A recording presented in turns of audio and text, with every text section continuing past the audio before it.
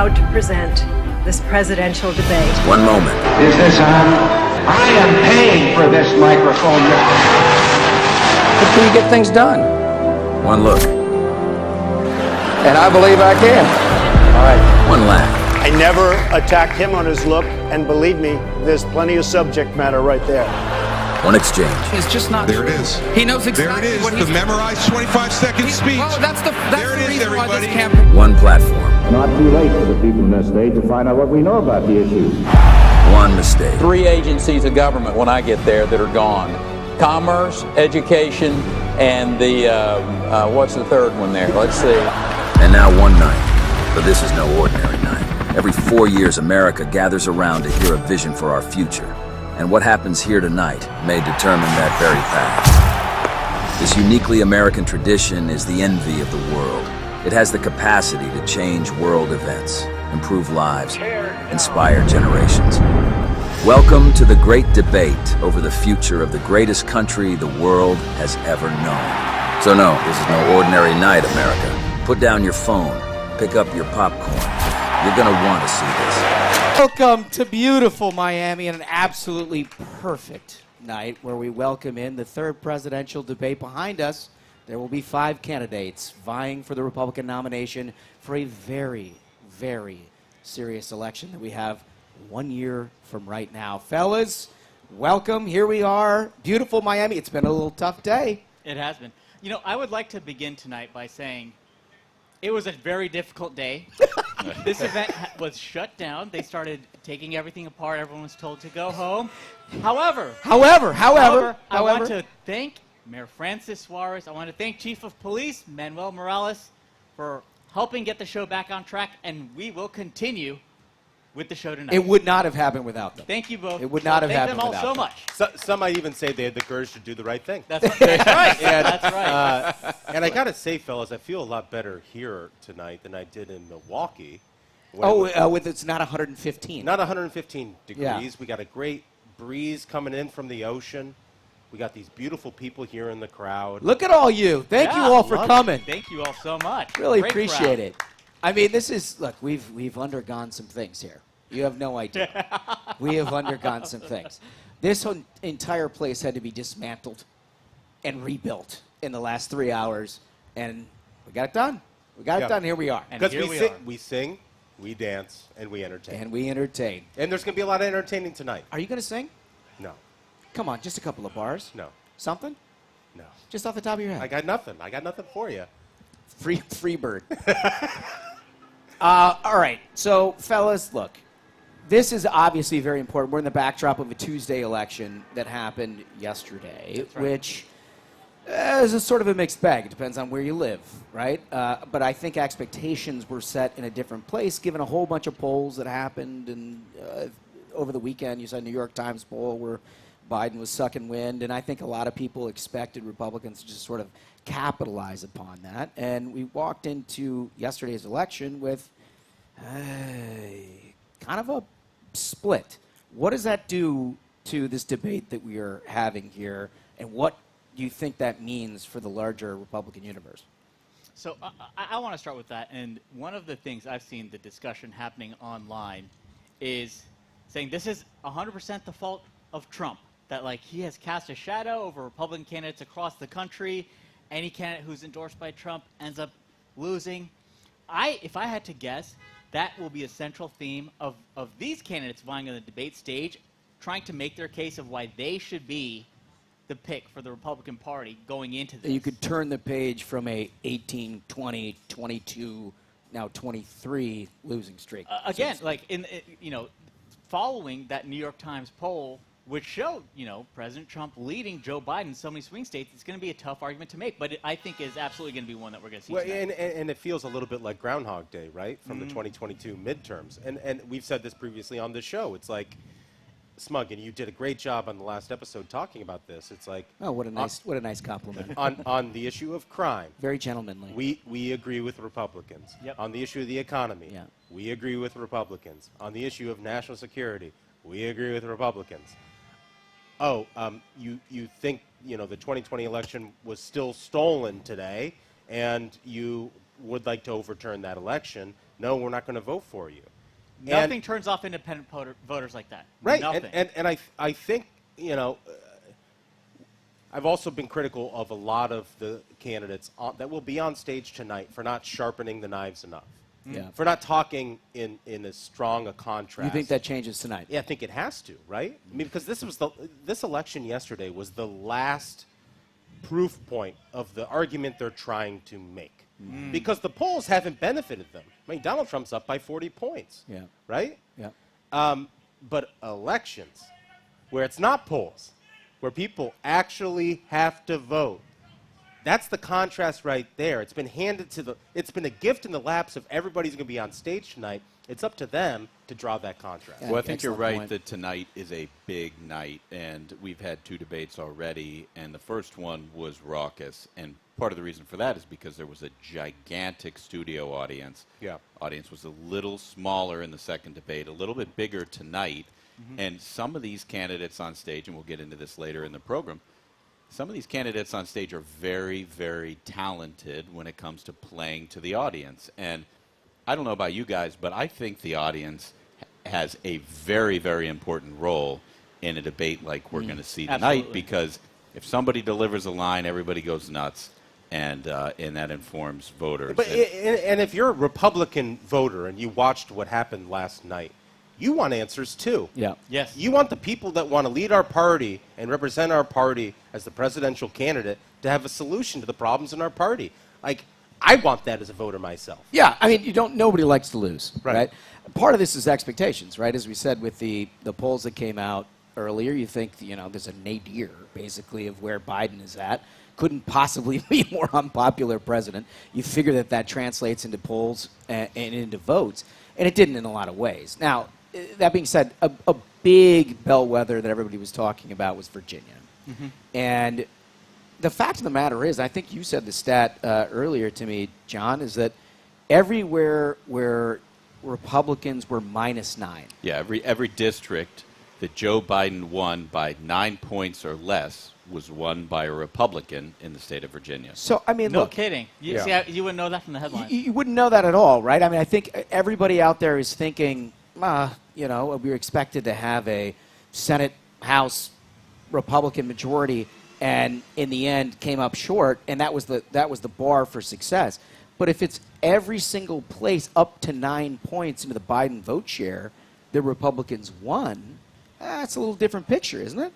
It is. Wow. And, I mean, look, it's a state where, we didn't draw those lines. Yeah. Right? We didn't draw those state Senate lines. And so it's an uphill battle to try to replicate what Glenn Youngkin was able to do in the gubernatorial race. The other thing I would add to that, which is another silver lining from last night, is I think Republicans, when given the opportunity, and we have the leadership like Glenn Youngkin, to get people to the polls early for early voting. So we're not on election day with hundreds of thousands deficit in banked votes. Right. It pays dividends. Yeah. It really, really does. That's a good point. And Don't look at. I guess the point you're making and the point that I was trying to make is don't look at that as a failure. No. There was great progress made in a lot of different ways in Virginia, albeit missed the mark in terms of what the ultimate goal was. The other one was Kentucky. And look, that's a state that a lot of us here on stage have had some familiarity with over the years, and it's a little bit difficult to explain because everybody looks at it in the context of presidential elections. It goes by 20, 25, 30 points to a Republican candidate pretty typically now in the last 10 years. But on the state level, you still have these sort of old school blue dog Democrats that are registered Democrat, and it's still almost parity from a registration standpoint. And in the end, state politics operates very, very differently than federal politics does. And the governor race is, no question, a big part of that. If you look at what Andy Beshear did in Kentucky by winning re-election, he raised $25 million. I think you told me that Daniel Cameron had, what, 5? Yeah. Just a 5.3? little more than 5, yeah. So $5 million to over $20 million is the difference. Right. Yeah, that kind of money disparity makes a difference in a race, and especially in a governor's race that's as high profile and has a premium like Democrats have placed on that in Kentucky. But one of the challenges about looking at the results yesterday is that it's not a nationwide race, not a nationwide election. Every state had something different. I ran into Cory Gardner, former senator from Colorado, and he pointed out to me that Republicans actually had a pretty big win in the state of Colorado, blue state, huge win. In the last few cycles. But there was a ballot issue that had to do with their budget, and Republicans won there. So 60-40. There are some to your point, I mean, the general counsel, when I was chief of staff to McConnell, won by 16 as attorney general in Kentucky. Right? So, again, down ticket. Mixed bag. Didn't get exactly what we wanted, but there is some nuance to it that you're not going to read about in the media, but we're happy to provide it. Before we get into too much analysis, folks, I think we might have a very important guest here. This is the RNC chairwoman, Ronna McDaniel.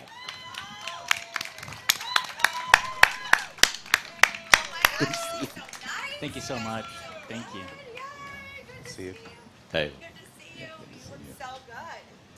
I mean, we're gonna allow her a minute to get her headset on and get situated. But I will say, again, none of you would be here, and we wouldn't actually be broadcasting this if not for the excellent help that was provided by you, by your team, everybody that helped make this happen. Thank you very much. Richard Walters in particular. Thank you, Richard. I heard there were some technical issues today, and man. Richard had to step in. You sent Richard on over? Like, it was all hands on deck? He just came in here and just handled it.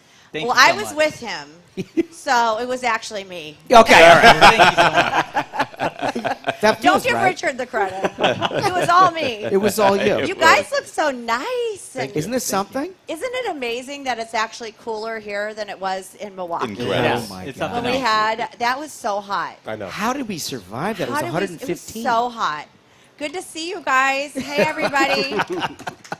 Great to be in Florida. Ron, listen, you spend all day, every day, Yes. figuring out how to win these elections. Obviously, the biggest one is what we're debating about Correct. here tonight, but everything down ticket and everything else is something that you focus on.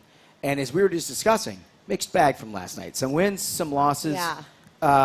So we're more federal. Okay. I think I will say there's a misnomer. The RNC is a federal committee, so I can't actually raise state dollars. I can't come to Florida and be on a fundraising invitation for any state candidate. That's against the law. I'm a federal officer. So we're House, Senate, President.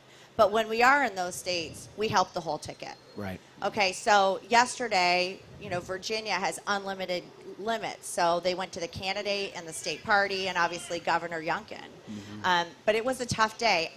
I will tell you my take, and I'll say it again and again and again.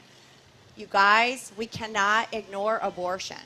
We cannot cross-advertise and run only crime ads, and then the Democrats run abortion ads, and then we sit and pretend like that's not being discussed. There's no debate. Listen, I watched all the ads in Virginia. Yeah. The candidates on our side did not address it. So if somebody's lying about you, and they say you won't give life-saving care for a miscarriage or an ectopic pregnancy, that is not true about our party. Yeah. But if you do not respond, the lie becomes the truth. Mm.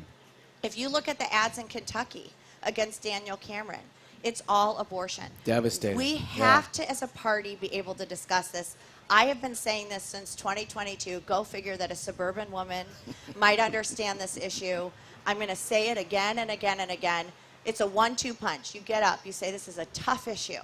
I get it. We have to show compassion. We need to understand that this is a country divided on this issue, and we can find some consensus. Democrats want abortion on demand in the 9th month. They want gender selection abortion. Shouldn't we agree that there should be a humane limitation when a baby feels pain? Mm. Shouldn't we all be able to come to that humane limitation? Will the Democrats meet me here? What is it an abortion they're against? If we do that, then we can talk about crime, fentanyl, the border, what's happening on a national security front. But it's a 1-2 punch. And our consultants, a lot of our guys are saying, just talk about crime, ignore abortion.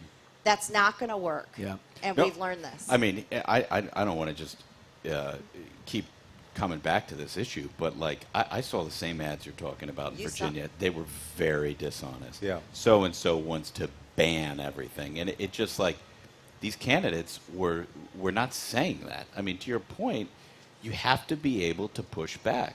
I sent messages to the candidates in these races and said, please, please, please refute the lie. I liken it to Rocky. How many of you have seen Rocky? Everybody seen Rocky? Everybody's got to see Rocky, right? If you haven't seen Rocky, you're not American. Yeah, right. But remember Rocky when Apollo Creed's kicking the crap out of him and hitting him in the eye, and you're saying, Rocky, just put your hands up, right? Just put your hands up. We are not putting our hands up. When somebody is lying about you to the tune of 30 million on TV, when you don't respond and say that is a lie, then it's the truth to the voters. And this is something we have to take out of 2022 and we have to take into 2024. The RNC, we sent a memo out about this before 2022. We told the candidates, you have to address this. I got Heisman'd big time. And now... How do you get Heisman? Look I got Heisman. Heisman. You're like the head honcho. Yeah, but I don't make the ads. The RNC doesn't do TV. People don't understand. The RNC doesn't do TV. It's the pollsters, it's the consultants, it's the candidate. We're ground game. Ground game was not the issue yesterday. Money in Virginia was not the issue yesterday. It was messaging. And if we don't learn from this, we are doomed to repeat this in 2024. And also, to reiterate, I think it's very critical, something that you had mentioned, is that the RNC operates on a federal level. So, like, gubernatorial races, state secretary, all that is in the purview of, like, state parties and committees that do all of that. Exactly. I legally can't raise state dollars. It's a waste for me to take federal dollars, which I'm capped at raising, to put into a state like Virginia where a candidate can take a $10 million check. I can't even take $1 million check, right? People don't understand the roles of the parties necessarily. Well, it'd be a lot better if we didn't have McCain-Feingold. It would be a lot better. It'd be a lot better. Do but a when lot I of was all that. Michigan chair, I could take unlimited state dollars. I never went to the RNC to help me with my state Supreme Court races or my state Senate or House races. That was on me as party chair of my state. But I will say, it's not the party chairs, it's the candidates. And if you were in Virginia watching it, if you watch the ad, go look at the ad ran against Daniel Cameron in Kentucky of the young woman who was raped when she was 12 years old by her father. Devastating ad. And got pregnant, and she talks about it to camera. That ad was It probably was the outcome. It was the outcome. Because we won everything else down ticket in Kentucky. Well, by big margins, 16, by big 17%. margins. So Tate Reeves won. We just flipped a gubernatorial seat in Louisiana. The media is going to want you depressed. They're going to want to say, oh, it was such a bad night. Last night was a lot of status quo. Yeah. Republican incumbent governors won. Democrat incumbent governors won. We flipped a governor seat in Louisiana. Ohio, that abortion issue was going to... But, oh my gosh, thank goodness it was this year and not next year when we have a competitive Senate seat. Yeah. We knew we were going to lose that. The RNC doesn't do ballot initiatives. We can't. So there's just a lot that we need to take away. But I will tell you this. If our candidates cannot figure out this abortion messaging, because think about it this way, what can the Democrats run on? They can't run on crime. They can't run on the border. They can't run on 71,000 people dying of fentanyl. They can't run on school choice. They can't run on any other issue. So they're going to put all their eggs in this basket, and they will lie. And they will manipulate, and they will fearmonger and scare voters. And we saw it. One thing I would say, though, is like, it's got to be tough for Daniel Cameron or some of these candidates who are being outraised and outspent, 25 to 5. Yeah. And because I hear you, it's like, but how do you convince somebody to okay, I know you want to run your TV ad about your biography and all of these other things, but you need to actually be spending that money running an ad, countering an ad that they ran when you're going to be outspent 5 to 1. It's a tough thing. I view it differently. Inoculate. Get out of the gate first. Yeah. It's hard to dig yourself out of a hole, but if you go on TV first and say, hi, I'm Ronna McDaniel. I'm proud to be pro-life. This is who I am as a person. But I understand this is a deeply personal issue for voters across this country, so we should have a consensus with exceptions and a limitation when we know a baby feels pain. That's why she's the chairwoman of the RNC. And then, if you define yourself, they can't lie about you. So do that up front in your bio ad, and then say, so now I want you to hear it from me, because the Democrats are going to lie to you about me, but I want you to know that from me. Now let's talk about the rising crime in our country, or the 70. Yep. And if you do that, you win. Every candidate should inoculate this issue right out of the gate. Absolutely. Then they don't have to dig themselves out of a hole. I feel like we got some good. You got Ronna, the strategist, here tonight. Wow. This is fantastic. I wish I could stuff. go do this. I actually am thinking about making a You fake should ad, well, come on over. We like got a bio. I actually said I'm going to bring back my podcast, so I could. we've got start an talking office about for this. you. You can come on Yeah. in. Just I want to enjoy do it. this. And the thing is, the polling completely supports this. Is what is so critical, especially you mentioned a lot of consultants might try to get their candidates to shy away from it. The polling supports.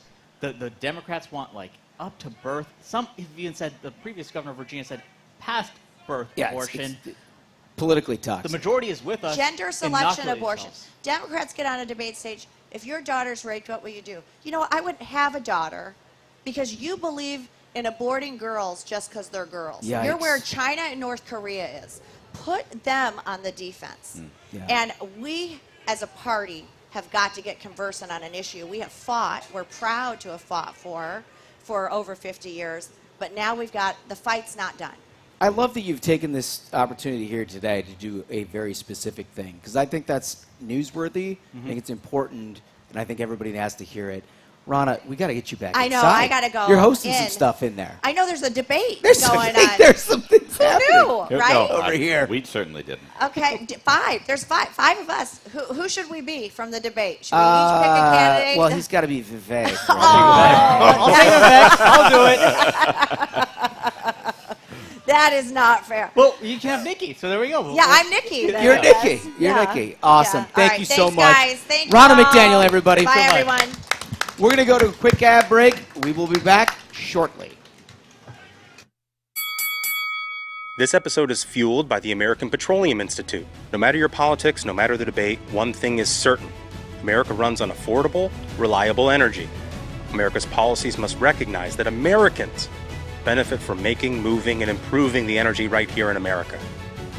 Today, America's oil and natural gas industry supports nearly 11 million jobs and provides American energy to keep this nation strong. Learn how at api.org. I do not respect men who do not honor their word. Those words from the Senate floor weren't an attack across the aisle. It was Senate Republicans, Joni Ernst and Dan Sullivan, attacking fellow Republican Tommy Tuberville. Why? Abortion, and specifically Senator Tuberville's heroic fight against a Biden administration order in the days following the Dobbs decision to ignore the law and turn the Department of Defense into one giant abortion machine. Tuberville told Biden if he did that, he would force the Senate to follow its own rules and vote to confirm military promotions. Chuck Schumer called his bluff, but Tuberville kept his word. Now, his own colleagues are turning on him, even those who profess to be pro-life. After failing to undercut Tuberville on the floor, they're talking about joining Democrats to change the rules of the Senate to get around him. I do not respect men who do not honor their word. I feel that way too. And like so many other pro-life Americans, I'm tired of Republican politicians who tell me they're gonna fight for my values on the campaign trail and then go to Washington and do just the opposite.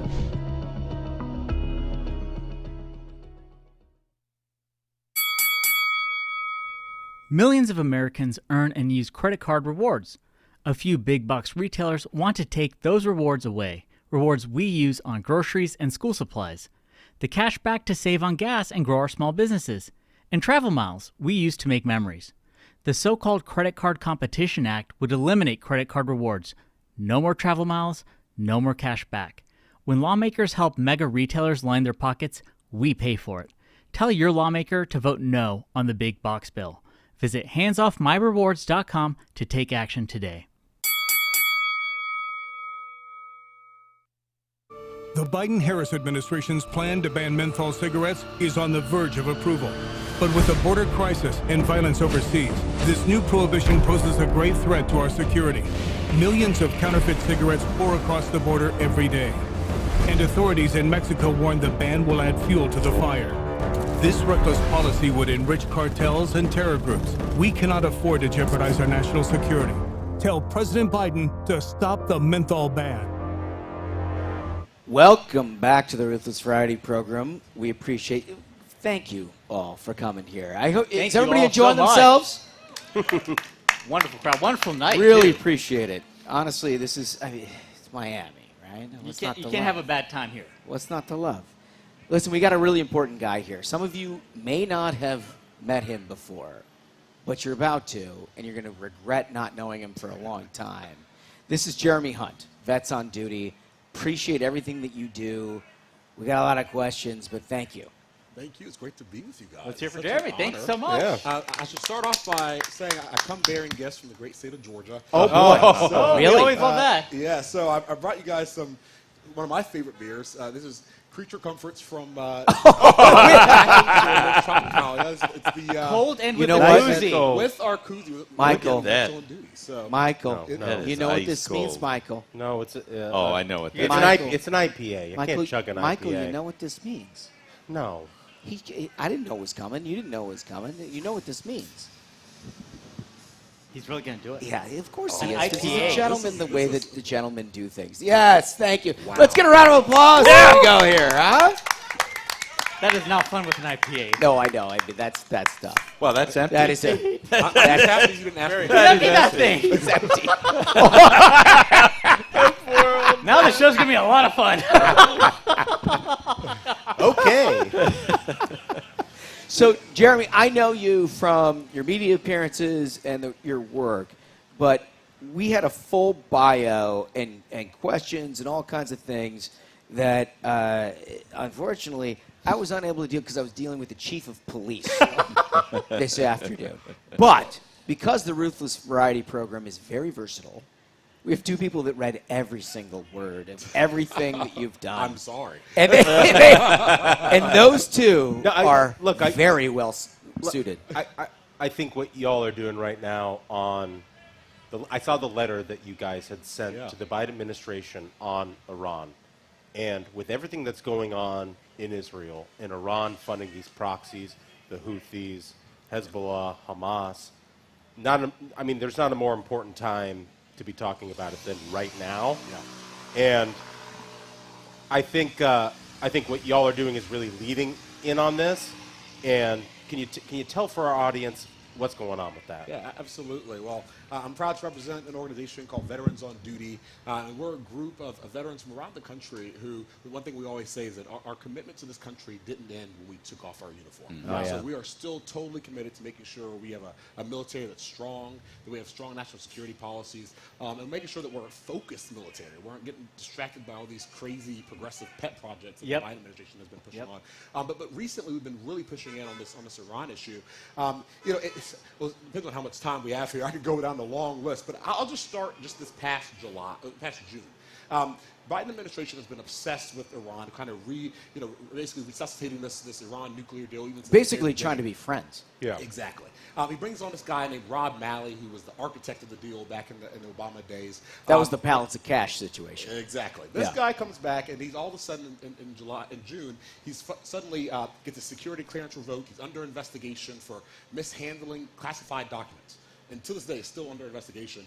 No information left on that. 2 months later, all of a sudden, this money, $6 billion, is suddenly the Biden administration announces on 9/11 of all time that they're going to release $6 billion to Iran. A week after that, the president of Iran is welcomed to the United States. He's given a visa issued by Joe Biden to come and speak at the United Nations. By the way, his nickname is the Butcher of Tehran. He's on American soil. That's his nickname? And we know now that he was planning the attack on Israel even during the time when he was here. That's right. A week after that, we hear that there's been this, the story leaks that Iran has had this kind of information warfare kind of a deal, kind of foreign influence campaign with the highest levels of government in the Biden administration. Wow. Rob Malley's team. And so all of this type of information starts coming out. And then a week after that, of course, we start seeing the attacks on Israel, and then Iran's proxies have been attacking the United States, even just which is so amazing in many ways, because if you listen to the immediate comments after all of that, they were low. You could not say, "Well, we don't know what the links are to Iran. We've not found a smoking gun." That's right. I mean, the smoking gun has existed for 20 years. Yes. no doubt about it. I mean, this idea of appeasing Iran and just hoping that they'll just like us magically. I mean, even it's so crazy. Jake Sullivan, even a week before the attacks in Israel, goes on the news and says, you know, the Middle East hasn't been this peaceful in 20 years. It's I mean, wild. It's totally wild. insane. It was stunning. He says, I don't spend much of my time thinking about the Middle East these days. This is the What's he National thinking Security about? Advisor. These are national security And that was advisors. days before October 7th. That's right. So we at Veterans on Duty, we wrote a letter, a formal letter to the United States Congress demanding answers on Biden's shady dealing with Iran, demanding that we stand with Israel, and also demanding accountability. We want to know what's going on, because a lot of veterans sacrifice blood, sweat, tears, sacrifice time away from their family overseas to watch Biden just totally destroy everything we built. Isn't it terrific to have an organization that's working on that? So much. And people forget, a lot of people forget when President Trump took out Soleimani, you know, this guy's like commander of the Quds force, and, you know, they had attacked American troops in the Middle East. Their specialty was IEDs the to try to kill American troops. Most significant killer of American troops. Right. And we turned him into salsa. Soleimani into salsa. That's the smug line. That's right. And I'm happy we did it. I mean, and if you just look, since Biden's been in office, we've had to now evacuate 6 embassies. I mean, his whole policy, and it all started with the botched withdrawal from Afghanistan. Since then, all of our enemies abroad have been emboldened, and we've just seen it's dangerous. I mean, even today we've seen the attacks on American troops. One of our aircraft was just shot down. I mean, we've seen all this is going on right now because we have a president who doesn't know what day it is, and has totally deluded himself into thinking that we can just convince a murderous regime in Iran to do what we want. It's just not going to happen. Yeah. The only way we can make sure we have a safe country and also peace abroad is a strong United States. There you go. That's the only That's way. right. That's such a great point. And I want to ask you where you see this going, because we all watched in horror what happened on October 7th. We know the Iranians are funding Hamas. We know they're funding Hezbollah. We know they're funding the Houthis in Yemen. Do you think that this engagement is going to increase? Like, are we going to see more rockets fired from Yemen? Are we going to see more engagement from the north, from Hezbollah? And how do you think that the Biden administration will respond to that? Yeah, well, first off, I mean, I hope that the Biden administration will continue to say that we support Israel's right to self-defense. I mean, that's got to be key. Of course, there is a huge faction on the left that is putting pressure on the administration, writing strongly worded letters. These guys, folks on the Hill, and people in the State Department saying we disagree with this policy, as if someone cared. Anonymously. I noticed they don't sign their names to that. It's like anonymous. These fucking cowards. Exactly. And so the number one thing, we've got to make sure that we stand with Israel. If we start calling for a ceasefire, for peace, that is a lifeline to Hamas. Yes. So we can't have that. And you don't get to invade Israel, literally behead children, and then all of a sudden say, "Oh no, ceasefire." No.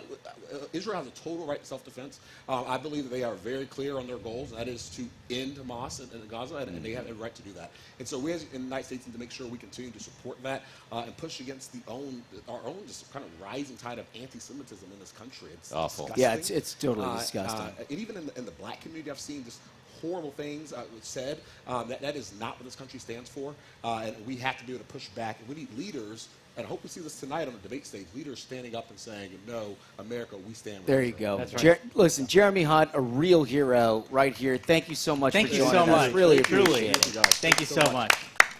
So, look, we're going to stay on this issue. If you listen to the podcast, as all of you do, but if you listen to it with frequency, you know that this is an issue that we feel very strongly about.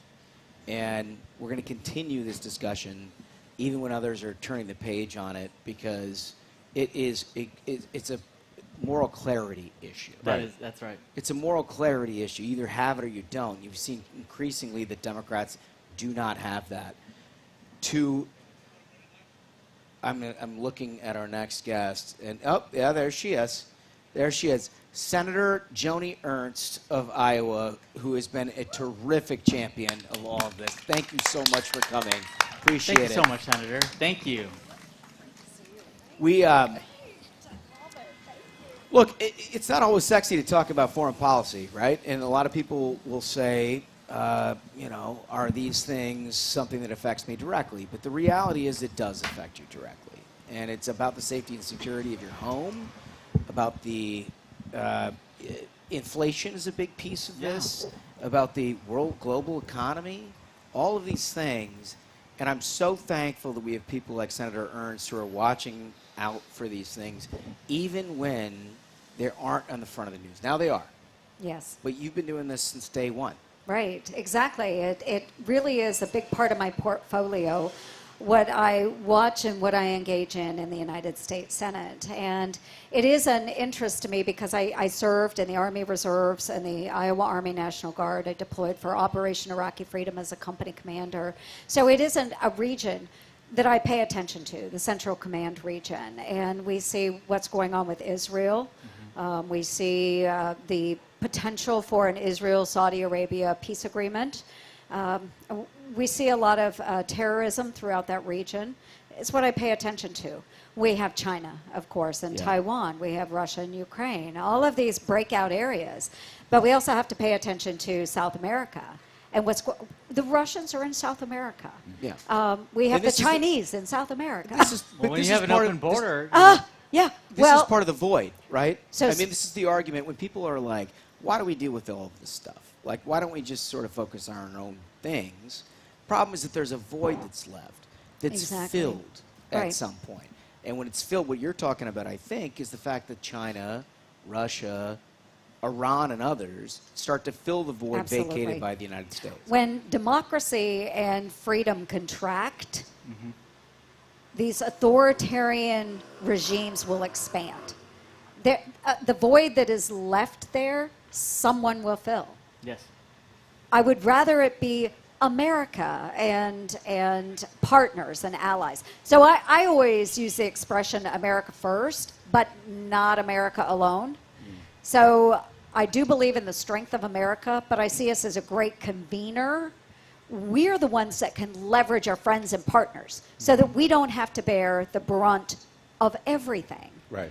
We can leverage those friends and partners to help fill in that gap with the ideals that we believe in, which is freedom. And a really important thing that Josh mentioned is the impact that happens across the world when America does not have a leadership position. You saw in the aftermath of the shameful Afghanistan withdrawal under the Biden administration, you had countries like China, many nations trying to get off the U.S. dollar as a currency because they felt that, well, America, if they're not leading the way, I guess we will start moving in a separate direction. That's the necessity for a strong And also America. moving into like rare earth. Right, exactly. Yeah. So then, So we left Afghanistan and China came in, rolled out the red carpet, and was like, we're going to help you mine all these rare earths. $1 trillion of rare earths. Trillion dollars. It is $1 trillion left behind in Afghanistan, and the Chinese have over 60 contracts with the Taliban for those rare earth minerals. It's unbelievable. I mean, look, and all for a political point. Right. They basically wanted to do it on 9/11. They wanted to do it on 9/11. Such a horrific 20th anniversary. They were dead set upon it. In the aftermath, not just the absolute devastation, the people we left behind, the Marines that were killed, all of that is just contemptible, beyond contempt. But we also left a gold mine for the Chinese and everybody else. That's why foreign policy matters. Because and it's related to domestic policy. Because you have a Biden administration that says we have to get rid of oil and gas. Yeah. We can't frack anywhere anymore. We need to build these electric batteries. How the hell do you think we make them? It's the rare earths in Afghanistan. Sounds like I love this idea. This is a really good idea. They're like, that's awesome. Yeah. That's sweet. Great. So get me started on Biden's big priority last year for our National Defense Authorization Act. His big priority was to electrify the vehicle fleet for the United States military. So I'll give him this, starting with the non-tactical vehicle fleet. But the plan was to get that done within a few years' time and then expand to everything else in the military. And just folks, what we need. Just make an Abrams tank look more like a Toyota Prius. Exactly. Exactly. Do they have Dragging charging a stations generator on battles? Typically? Okay, so the kicker is I was a transportation company commander in Kuwait and Iraq. Okay, so my guys, we pick up loads in Kuwait at the ports and the warehouses, push all of that stuff up into Iraq. I can't imagine. And this was 03 to 04. So think, not developed, but rolling up into Iraq and, being like, hey, Mr. Iraqi.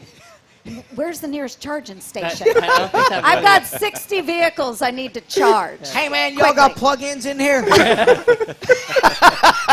doesn't work like that. No. It doesn't work. And who is benefiting from all of those electric vehicles? Yep. It's China. It's China. So let's turn our focus to what's behind us. Oh, my gosh. Here for a minute. This street? Yeah. Okay. The street, the cars. This is great. We have 5 candidates. This is and amazing. I'm not going to ask you any tough questions about who you're doing. I know you've supported and been a concierge. Yes. For basically anybody. I'm an ambassador. Ambassador for the Iowa Caucus. Has come in. We've seen it firsthand, and we love it. Yeah. We love it. We have. We've been concierged. Yes. We have. But obviously you're first. Yes. This means a lot, right? It does mean a lot. It means a lot. And the candidates that have the wherewithal, the staying power, they will be the ones that are vying for those votes in the Iowa caucuses. And for those that don't know how the caucus works in Iowa, you do have to be a registered voter to attend the caucus, so you'll need to be a Republican. Democrats kicked us to the curb a long time ago. Yeah, I mean, they literally just abandoned it. Yeah, Joe Biden said, well, I lost in Iowa, I lost in New Hampshire, so let's go to South Carolina. Yeah. So the Iowa Democrats really don't have anything going on. But Iowa Republicans, you have to be registered as a Republican, and you physically have to be at the caucus during the caucus hours. So no absentee ballots, none of that. You physically have to go to the caucus and fill out your ballot at the caucus. And then you get to argue with your neighbors. And you can argue with your neighbors, but it's not as bad as the Democrats. In Iowa, it's not bad, right? I mean, in Iowa, we're Iowa nice. It's a thoughtful discussion. Right, it is. But I do like the idea of arguing with your neighbors. I'm actually I'm super sad I don't live in Iowa. You would be an incredible I would be so caucus. good at being at a caucus. You would.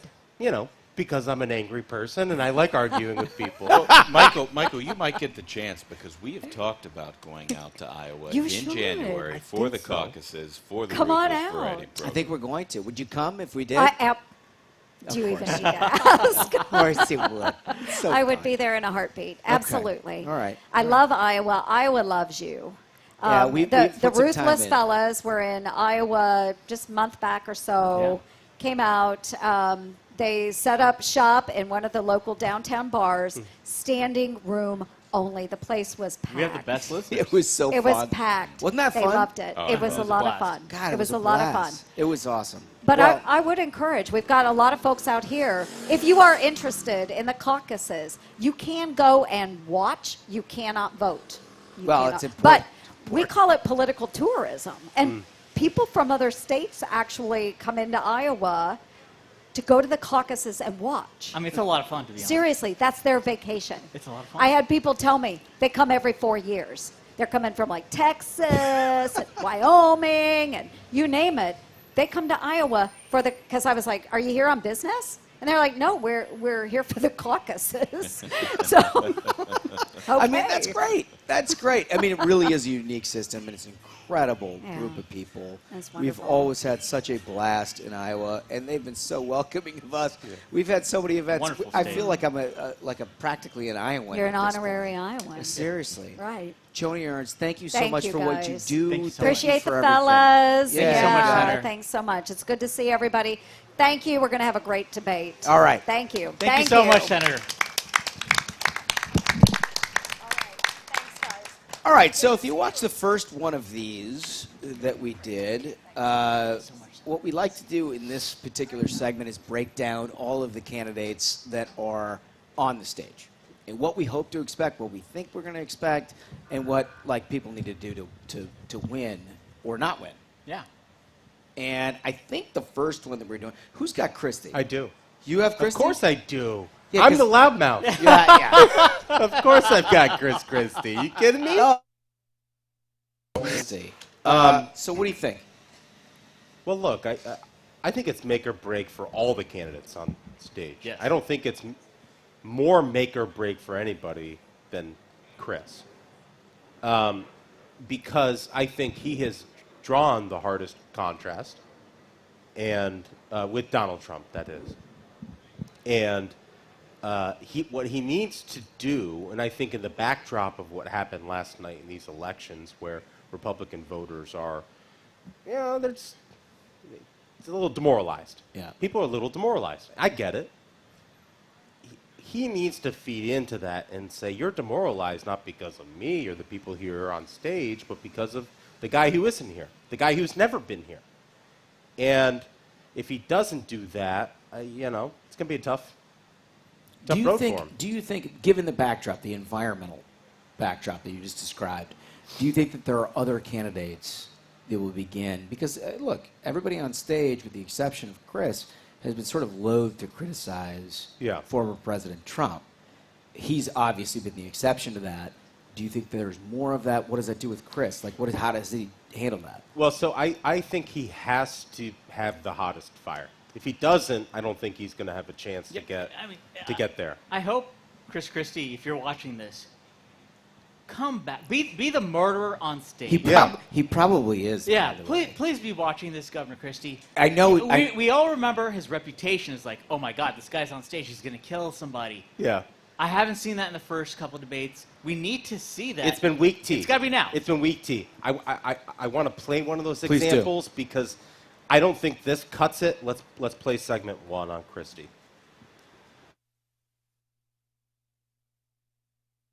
And Donald Trump should be here to answer for that, but he's not. And I want to look at that camera right now and tell you, Donald, I know you're watching. You can't help yourself. I know you're watching, okay? And you're not here tonight, not because of polls and not because of your indictments. You're not here tonight because you're afraid of being on the stage and defending your record. You're ducking these things. And let me tell you what's going to happen. You keep doing that, no one up here is going to call you Donald Trump anymore. We're going to call you Donald Duck. It's not good. Man, so it doesn't do it. It just doesn't do it. And we've seen Christie in these debates in 2016. Knives were sharp. That's pretty weak tea. I just don't think that is going to work for Chris Christie. He needs to be way stronger in his critiques. And not just his critiques of Donald Trump, but also the other people on stage. Michael, I agree with you because so much of this is an expectations game. And Chris Christie is probably the most talented candidate in the field from an entertainment standpoint. Trump is very entertaining too, but Christie is going to need all of his powers of humor and articulation if he wants to make a difference tonight. Yeah, it's just like if you're in the batter's box, you got to swing away at some point. Yeah, that's right. Especially where he is in the polls. It's like if you're not going to take a swing, put your bat down. There is no survive in advance. It is putting the barrel on the bat. You're 100% right, and I think you're right in that the one thing that he brings that has energized people is authenticity in a level that doesn't portray by that clip. Well, but what he does in that clip, which I like, is he breaks that fourth wall, and he's talking not just to Donald Trump but to the audience themselves, and that's always been Chris's strength, is the fact that he sees through the theater that is the debate itself. And he's talking directly to the voters. He's very good. Guy's a prosecutor. He's a prosecutor, right? Yeah. So on redirect, he's fantastic. And he has this great exchange with Vivek in one of the previous debates. Let's play that now.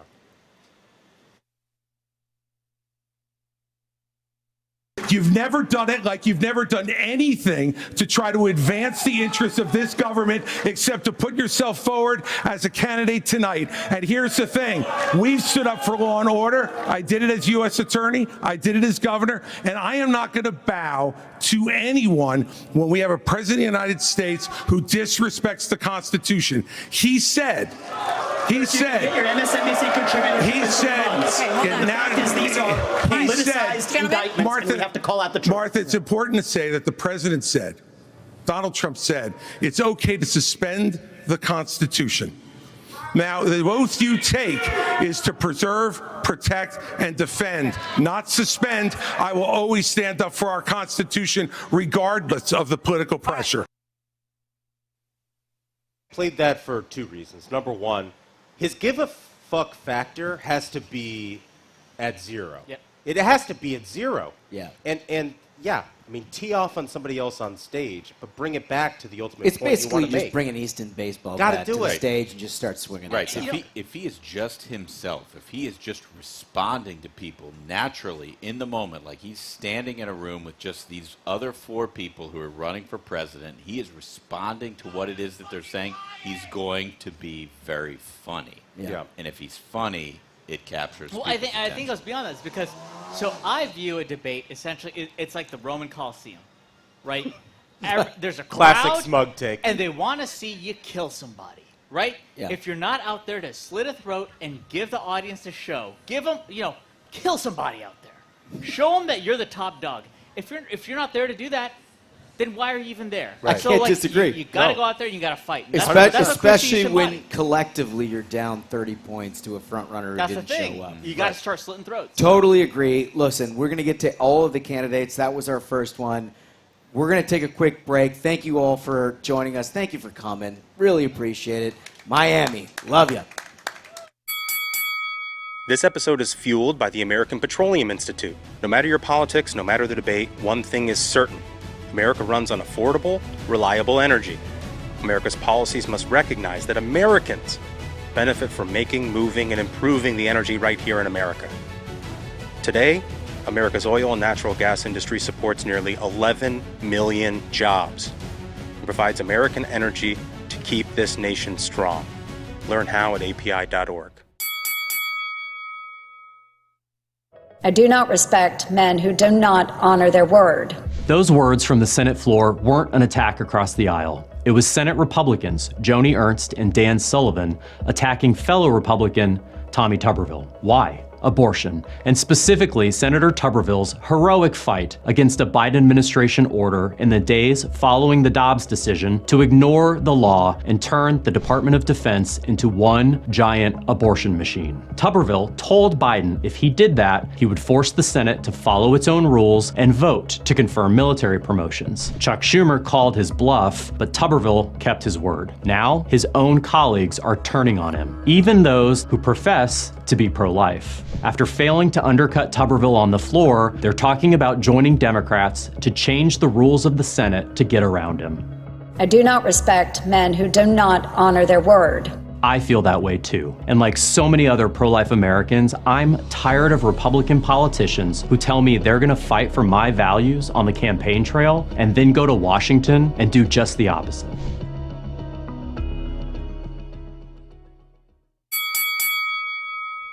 Millions of Americans earn and use credit card rewards.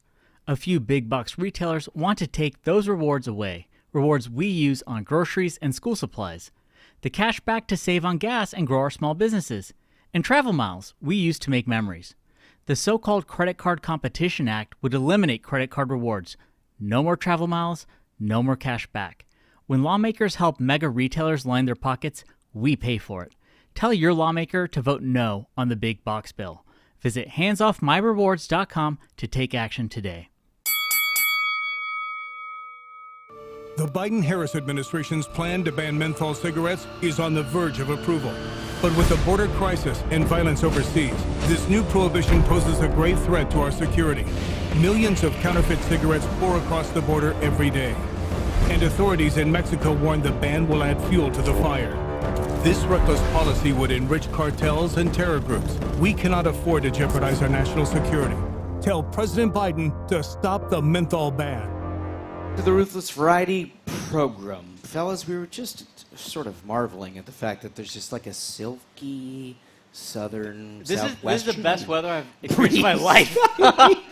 Last time we did this, I'm not kidding, it was 115 degrees. It Literally was, 115 degrees. I literally, after we got done with it, I thought I was going to have a heat stroke. Yeah. I mean, like, I know that Florida, everyone knows, this is like the freest state in the country. Yeah. So many folks, especially in the face of COVID, moved here.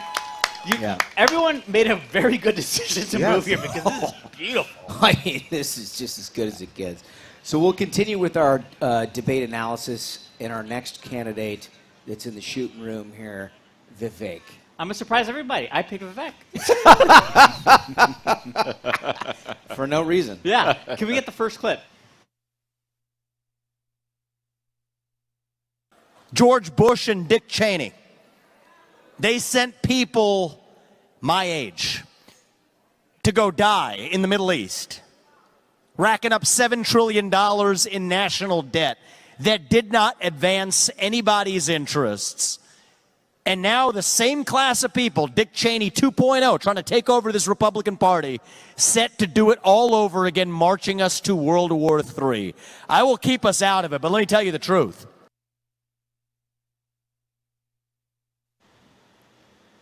So, I mean, this is a tough case to make. So, as we all know, there was last time we had a pre-debate show. There was a little bit of a Vivek boomlet afterwards. He surged in the polls. Well, he certainly commanded a lot of time in that Milwaukee debate. Certainly, and in the aftermath, I think we've seen a little bit of his poll numbers have teetered off. So. I think he had right there like a compelling message because there was certainly fatigue in terms of, thinking of the United States as the world's police.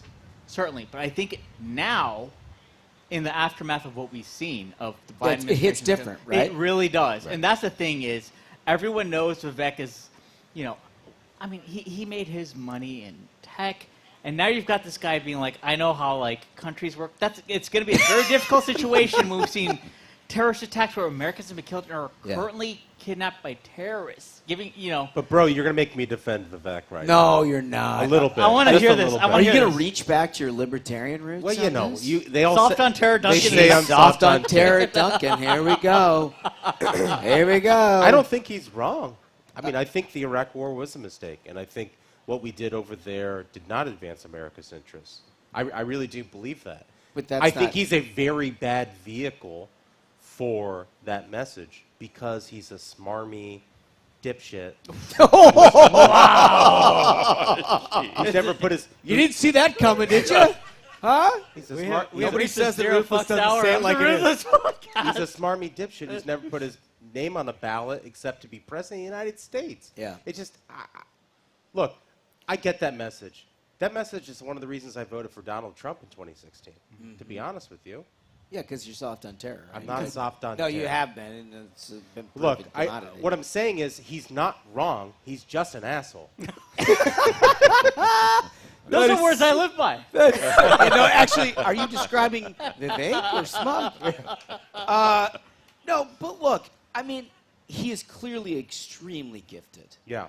And this guy can walk into any room and read it and provide adequate answers. I mean, that's the thing is, this is an individual who has had successful raises for his tech companies. He's made a ton of money. He's done well for himself, and part of that is because he is so silky smooth the way he talks. Yeah. Let's get that next clip.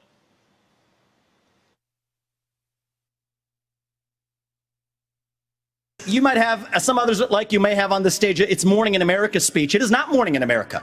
We live in a dark moment, and we have to confront the fact that we're in an internal, sort of cold cultural civil You war. are And we have to equating the recognize American that in people order with to the actually failed win. government in Washington, D.C.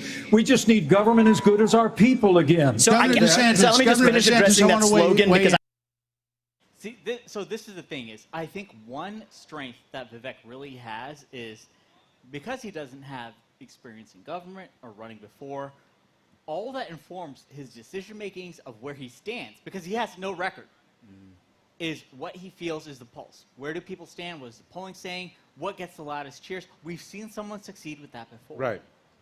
And so when he sees that, like, okay, it feels like a moment where, the crowd seems to cheer for, okay, we don't want to be foreign interventionists. Get it. We're against the whole military-industrial complex. Get it. But this again, is also it's this is tough also now. where this asshole loses me, right? Because I'm with him on what he said about Iraq, but it's all surface with him. It's all fucking surface. But I also, think, doesn't it change entirely with the October 7? To me, that is what's going to be incredible to see. I mean, I think that's the That's issue going to be here. a We haven't very seen important him. issue. So, like, what is he? How is he going to answer these questions? We haven't I seen think him that's gonna since be then. Central. That is a very tough set of questions. Yeah. But if your answer is, well, you just leave Israel where it is, fend for itself, that's a hell of an answer. I mean, he has suggested as much before, that's why it's going to be he's almost in a pickle because he's given that he has no previous experience and he's painted himself into one corner of where he stands. Now he's going to have to weigh with that situation. Because that whole philosophy, and this is the reality, is like it's great for tweets and it's great in theory, but in practice, when people are cutting off the heads of babies at kibbutzes in southern Israel, we're gonna say no. It also can't do anything about that. Look, I mean, I realize nobody reads history any longer, but it feels a lot like George McGovern to me. Anyway, that's enough for that. I appreciate that. I think that's really good analysis. I gave it a shot, man. You know what's Your very interesting? best. You know what's interesting about Vivek is that, and I think that there are a lot of voters who sort of subscribe to Michael Duncan's view of the guy, and it didn't happen overnight. You know, people were interested in him right away. He's maybe the most talented talker in Extremely the field. charismatic. Extremely charismatic. He's charismatic, and we said in the first debate pregame show that, you know, if you are born in Ohio to a good mother and father, that's maybe all you need to succeed in life. And what Vivek has proven over the last month and a half is that maybe you need a little bit more than that. Oh, my God. Wow. Wow. My That God. is- The Ohio guy with All the of a chirp. sudden, we've got a Brent Musburger opening to the next day. Brutal. I'll say this. It's nice. He put his kids on PJ. I saw that in a tweet. I love it. You know, good work, Vivek, putting your kids on a PJ. I can support that. We should all be so lucky. We should all be so lucky. Listen, we're going to go to our next one, and that's Nikki. Nikki Haley's obviously, from all headlines and polls and everything else, experienced a huge run-up from starting in Milwaukee to today. And she has gone from somebody that basically, I think, political pundits patted on the head to somebody who's running to Donald Trump at this point. It's neck and neck with Ron DeSantis, but the point is that she's defied a lot of expectations. What's your take? Well, all 5 candidates on stage can lay claim to some area of expertise, but perhaps no candidate has more expertise in foreign policy than Nikki Haley. Let's go to clip number 7, Lee.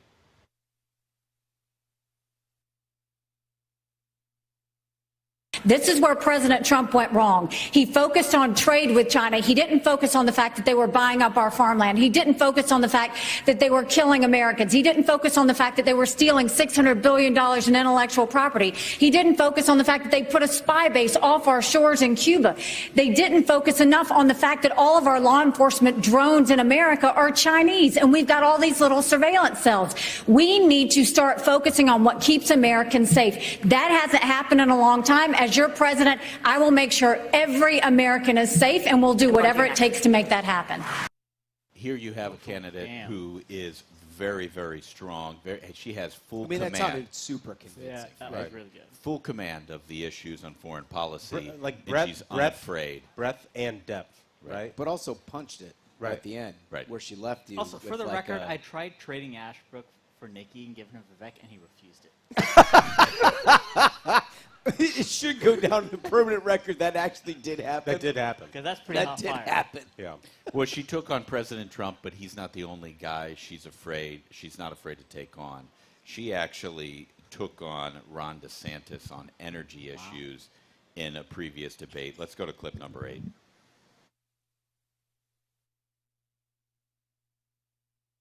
We need a president that understands we have to partner with our producers and make sure that we have their backs. What you don't need is a president who is against energy independence. Ron DeSantis is against fracking. He's against drilling. He's been against. You did it. He always talks about what happens on day 1. You better watch out, because what happens on day 2 is when you're in trouble. Day 2 in Florida, you banned fracking. You banned offshore drilling. You did it on federal lands, and you took green subsidies that you didn't have to take. Governor DeSantis, you were mentioned. You have the right to respond. 30 seconds. Here's the thing with that. She is unafraid to hit on a multitude of issues. She went back and forth with the DeSantis. DeSantis said it didn't happen. They put something out, the Haley campaign put something out just a couple of days ago showing that they were right. I don't know if that really works, though. Like, well, it doesn't hit the broad well, audience, right? Look, it's different in Florida. It just is different in Florida. Like, this whole thing is, if y'all live here, there is a stewardship to the environment in the state of Florida. Totally agree. For obvious reasons. That is different than a lot of other places. And so she's hitting DeSantis on something which, maybe it's a bank shot. And no, it's fair. I think it's fair. It's fair. It's totally fair. As long as it's factual, I think she should do whatever she's got to do. My only point is like, it seems sort of small ball in the same way that like Tim Scott in the last debate was like, Nikki Haley, you didn't send those drapes back from the UN. You know what I mean? Like, I don't think it actually works. I gotta disagree. So I think the whole fracking thing is huge. Yeah, it is We've huge. seen fracking's this important. climate called like BS has become such a thorn in the side of America, especially when we went from being, But the Everglades isn't West Texas, is my point. Well, yeah, but I mean, it's not a Sure, Florida but I think, audience, it's a but national we were audience. running national, and Right. we went from being a country that was a net producer of energy to one that's back to importing it. Yeah. I think that does hit. And that's, a huge argument that Donald Trump has made. Yeah, Go ahead, Jim. Yeah, totally. that's right. But Ron DeSantis isn't the only guy. Trump, DeSantis, she'll take on Vivek Ramaswamy. Let's play the next clip.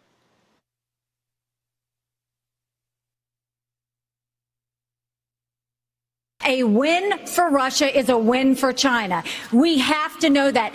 Ukraine is the first line of defense for us. And the problem that Vivek doesn't understand is he wants to hand Ukraine to Russia. He wants to let China eat Taiwan. He wants to go and stop funding Israel. You don't do that to friends. What you do instead is you have the backs of your friends. Ukraine is the front line of defense. Putin has said once Russia takes Ukraine, Poland and the Baltics are next. That's a world war. We're trying to prevent war. Look at what Putin did today. He killed Prigozhin. When I was at the UN, the Russian ambassador suddenly died. This guy is a murderer, and you are choosing a murderer over a pro-American country. Oof. Yeah, no, that's that's a body bag. She will body not bag pull a shot. punch. Will not pull a punch. But it's body bag in particular because that was before October 7th. Yeah, Right. I think that's what changed. That's happening tonight. Yeah. This is happening again tonight. And so, the thing is, so I have been extremely skeptical of the whole Ukraine intervention situation, right? But I think what that shows is a tremendous amount of strength and foresight and experience. You're seeing experience in action. Yeah, it's almost like there's one person on stage who has a global strategy. Yeah. Right? It's not like, yes, we take this one thing for the political argument that it is, but she kind of narrates her way through why it all matters in a way that... And you see the experience shine through because experience gives you foresight. Where she's abandoning Israel because that is what essentially Ramaswamy presented. And so now that we have seen this situation, that's why she seems like she kind of had foresight. There's some rhetorical goalpost moving on this issue of foreign policy. Yeah. Like what used to be America first under Donald Trump as president is not the foreign policy no, it's that the Vivek Ramaswamys of the world. Yeah, no. It certainly wasn't isolationism. Right. The Abraham Accords would not have happened under Vivek. Soleimani would like to testify to that. Exactly. He'd be like, why couldn't Vivek have won that? Right. And I'll just close out, Nikki, with this, and I know we got to move on to another candidate, but with Israel, with Russia, with China, foreign policy has come to the top of the conversation in a way that it hasn't in years, and I feel like this is her area to shine. Yeah, it's really, really well said, and a great analysis of it. So the one that I picked, obviously, Ron DeSantis. I did it last time when we were in Milwaukee. He clearly is the elephant in the room. And there's a lot of folks in Florida who clearly love him. Yeah, I mean, look, if you live in Florida, you have benefited great deal from Ron DeSantis. Tremendously. I will tell you this. My little sister lives in Orlando, and she didn't want him to run for president because she didn't want to lose him as governor of Florida. Yeah. Very, very. Yeah, no, I mean, concerned about that. you see this kind of thing happening around. They think everybody thinks he's got. He still has the highest approval rating of anybody in Iowa. Yeah. They're not voting for him yet, but he still has the highest approval rating of anybody in Iowa. Guy's done a bang-up So job here. anyway, look, I think as he approaches the third debate, the issue is with Ron is never been substance, ever. He has smoked substance. If he talks about it, they do something about it. If there is an issue that presents itself in front of the state, he legislates on it. He gets the entire House and Senate together, and they pass something, and they do it immediately. And it's not like this is like some sort of subservient. I've heard a lot of people throughout the country being like, well, they'll do whatever he wants. Everyone who's ever served in a leadership role in government knows how difficult it is to get that many people on the same page to do what it is that you want to do. That's a skill set. Substance has never been his issue. It has been style. Yep. What is interesting is how this has evolved over time. Lee, if we could play the first clip, this will give you a good sense of like where it started.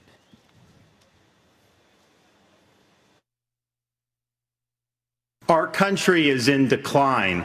This decline is not inevitable, it's a choice. We need to send Joe Biden back to his basement and reverse American decline. And it starts with understanding we must reverse Bidenomics so that middle-class families have a chance to succeed again. We cannot succeed as a country if you are working hard and you can't afford groceries, a car, or a new home while Hunter Biden can make hundreds of thousands of dollars on lousy paintings. That is wrong. So, look, there's not a single one of us who would disagree with a single word that he said there. Not a single word. And that's the point. There's nothing controversial. There's nothing interesting. There is a set of talking points that he decided that he wanted to walk up to the stage with, and he delivered them. And, like, that's great. And I love Ron DeSantis for it. And that is genuinely how he feels. He's not making anything up. But he's down 30. He's down 30. Yep. In every state that matters and nationally. He has to lower the teleprompter. He has to do what is in his gut. And what I've noticed over the last 2 weeks is that he's turned the page. It's almost like, to borrow a phrase of yours, the give a fuck factor. Zero. It came off. It has been done. Yeah. And it's not covered in the national media, so you probably, I mean, look, unless you're like a Ron DeSantis aficionado and you watch every single one of his speeches, you probably didn't notice because nobody's written about it. I noticed. Lee, can we play the second clip, please? Wait a minute, Can we get rid of these teleprompters?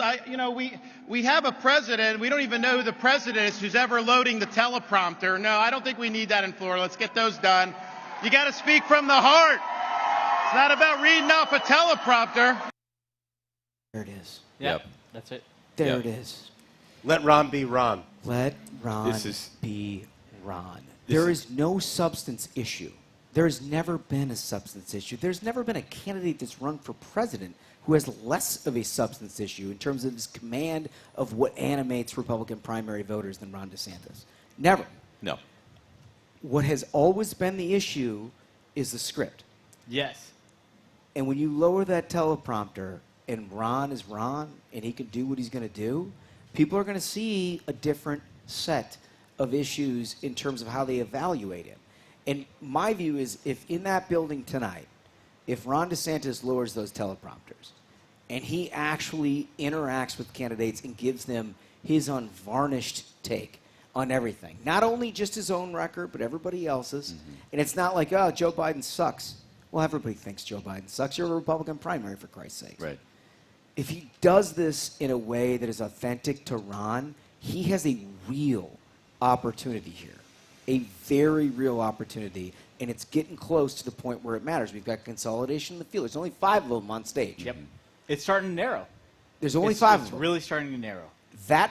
This is the moment to grab everybody else's people chuck them in your column. Yeah, and I think you really hit the nail on the head. This is how people fell in love with Ron DeSantis. He did not care what people thought about him. He was going to do the right thing. And even if the media was attacking him, and even if the libs were attacking him every single day during COVID, he was going to be a good governor and keep businesses open and keep people in work and keep kids in school and keep families doing what it is that they were supposed to be doing. He didn't care about It's what the we attack. all fell in love with. And he has to counterpunch, right? Like the stage, And not scripted, right? Not I mean, somebody scripted, comes but up and he just... He doesn't need to be scripted. He doesn't- The best Ron DeSantis.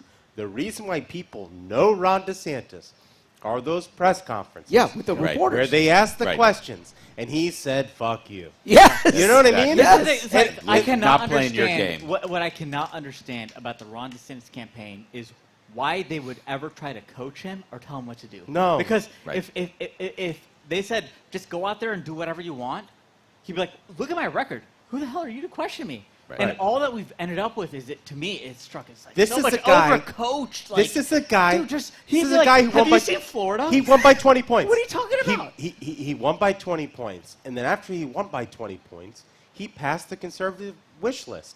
And then 2 days ago, he was endorsed by the governor of Iowa. Yeah. It's like, you don't have to explain anything, pal. Don't explain Don't shit. explain shit. I Get think- on stage, and if somebody comes at you, they bring a fucking pebble, bring a boulder. This Yeah. is a little bit controversial. How's your state going? But I'll just say, had he have taken whatever they were running in 2022 and just made it 2024 and not changed a single thing, he'd be That would be strong. I think wow, you that would would be looking strong. at real close. very different real set of close. polls. That's a freebie to all the Ron DeSantis consultants. Yeah, because, I mean- wow. I mean, that's it right there. Wow. It is what it is. Listen, I think we've got one more candidate that we need to do our due diligence on, We do. and it is Senator Tim Scott. What, he made it? Oh, He- he made he it. did- No, he made made it. He No, did he make made it. He made it. And last By the week, way, 10 by the minutes way, ago, we he should made say we should say all of these candidates, and you guys know this, came on the show. They did. They all listened to our questions, answered them, hopefully gave you some insight. So, like, we appreciate that. Yeah. And this sort of analysis, though, is dispassionate, right? It's like, Yep. Look, we appreciate the fact that Vivek, despite the fact who we called him names here. No, I don't like him. Yeah.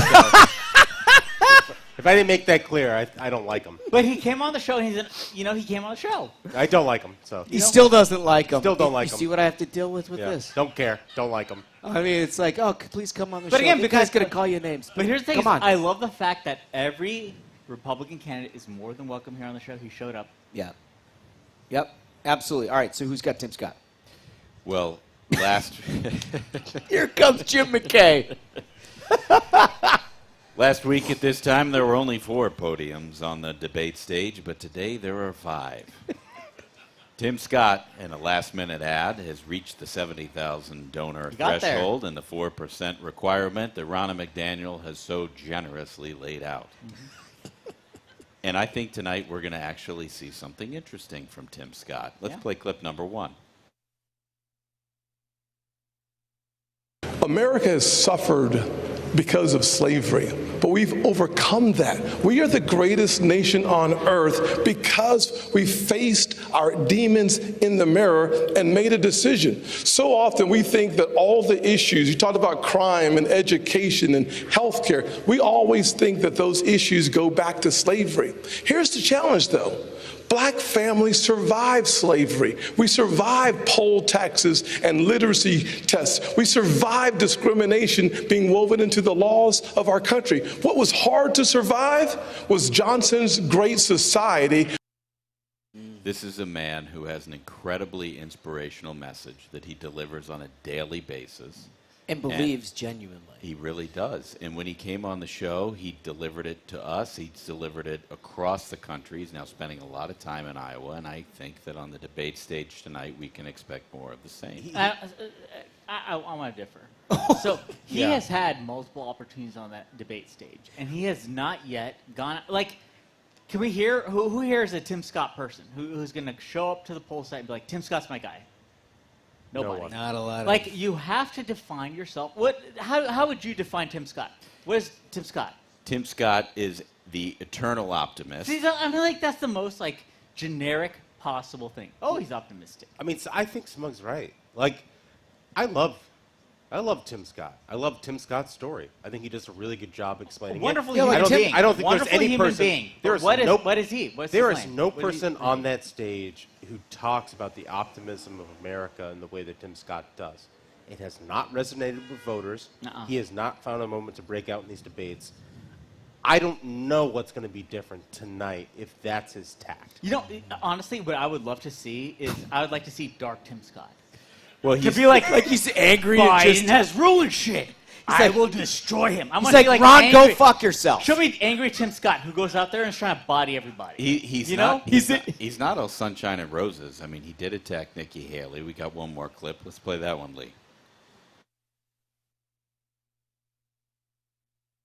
Bad information. First of all, I fought the gas tax in South Carolina multiple times against the establishment. Just go to YouTube. Against the establishment. Just go to and YouTube you want and to see know it what for that yourself. 10 cent was? When they wouldn't pass the gas tax, the establishment and the companies wanted me to do it so much that I said the only way I will Here's pass what you it have to if do. you All will you give have to us do- three. all you excuse have me, to do is go if you will watch give- Nikki Haley on YouTube. Yes. If you will give me 3 times the deduction in income tax, then I will look at your gas So you tax, said which yes, is why it didn't you would happen. pass. Secondly, Exactly, Ron. secondly, on the 50 million. Here is a nice part.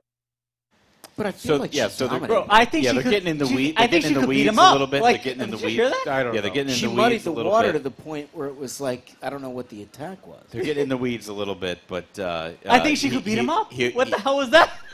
Yeah, I mean, she brings it back. Wow. That's the other thing. Well, Like, it's maybe not a that Nikki says Haley more. analysis, Hold on. but like, Hold on. I feel a little bit like Allen Iverson right now. oh Jesus. And That's who they are, right? I have no idea what if this you is know going. if you know the like the meme, the clip of Allen Iverson. We're talking about practice. We're talking practice. We're talking practice. Yeah. And Donald Trump is up in this primary by 40 points. Yep. He's indicted 91 And they're times. talking about gas tax. And we're talking about gas In tax. South Carolina. We're talking about gas tax. Yeah. This is Yeah, like, small winning ball or bullshit. losing an argument on gas tax in South Carolina is not going to do anything. No. No. Yeah. Yeah. No, I mean, look, it's a valid point. And I think that actually it leads to a larger point, which I think every one of you have made specifically with your candidates, is that they're going to have to take the level up to 9 here. Yes. Right. Right? Yes. I mean, this is not a situation where you can actually argue about gas taxes. No. You can't get in a dispute about, like, We're not going how to talk about the drapes in the UN building and did you Yep. send them back? in I your mean, we are the show legislative that record. made King of the Hill famous. To beat the king, you have to take it. Take the Yeah. crown. Yeah. And, like, As you're not Ric going to Flair- win it on this. As Ric Flair said, to be the man, you got to beat the man. You got to beat them. Bingo. Woo! He Woo! knew. He knew. Yeah, he knew. He knew. All right, so we're going to go to a quick break, and then we will give you a wrap-up and our thoughts on everything else. Thank you guys for coming. This episode is fueled by the American Petroleum Institute. No matter your politics, no matter the debate, one thing is certain. America runs on affordable, reliable energy. America's policies must recognize that Americans benefit from making, moving, and improving the energy right here in America. Today, America's oil and natural gas industry supports nearly 11 million jobs and provides American energy to keep this nation strong. Learn how at api.org. I do not respect men who do not honor their word.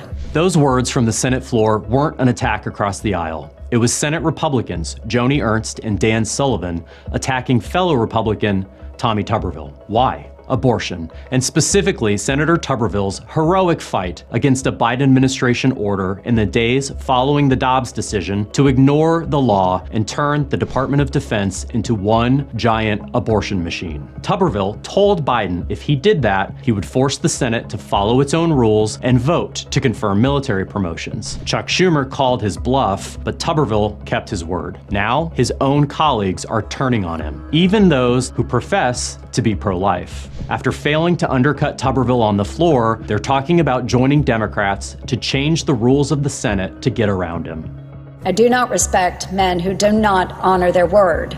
I feel that way too. And like so many other pro-life Americans, I'm tired of Republican politicians who tell me they're gonna fight for my values on the campaign trail and then go to Washington and do just the opposite.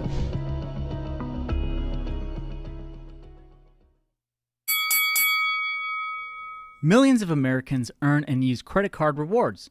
A few big box retailers want to take those rewards away, rewards we use on groceries and school supplies. The cash back to save on gas and grow our small businesses. And travel miles we use to make memories. The so-called Credit Card Competition Act would eliminate credit card rewards. No more travel miles, no more cash back. When lawmakers help mega retailers line their pockets, we pay for it. Tell your lawmaker to vote no on the big box bill. Visit handsoffmyrewards.com to take action today. The Biden-Harris administration's plan to ban menthol cigarettes is on the verge of approval. But with the border crisis and violence overseas, this new prohibition poses a grave threat to our security. Millions of counterfeit cigarettes pour across the border every day. And authorities in Mexico warn the ban will add fuel to the fire. This reckless policy would enrich cartels and terror groups. We cannot afford to jeopardize our national security. Tell President Biden to stop the menthol ban. Welcome back to the Ruthless Variety program. Thank you all. You have no idea how much it means to us to have you all as a part of our family. We really believe that. It really feels like that. I know you provide commentary and we react to it real time online, and it means a lot. And the fact that we have been able to grow this community of ours over the last couple years is like a genuine, meaningful thing to all of us. Can I read something real quick? Okay, go for it. Go for it. Let me read something. MJP, his handle is thanks for all the fish, writes, Ruthless podcast went from a couple of guys tape recording in a phone booth to pre-gaming Republican debate mania in just 3 short years. Yeah. Cheers, fellas. Yeah.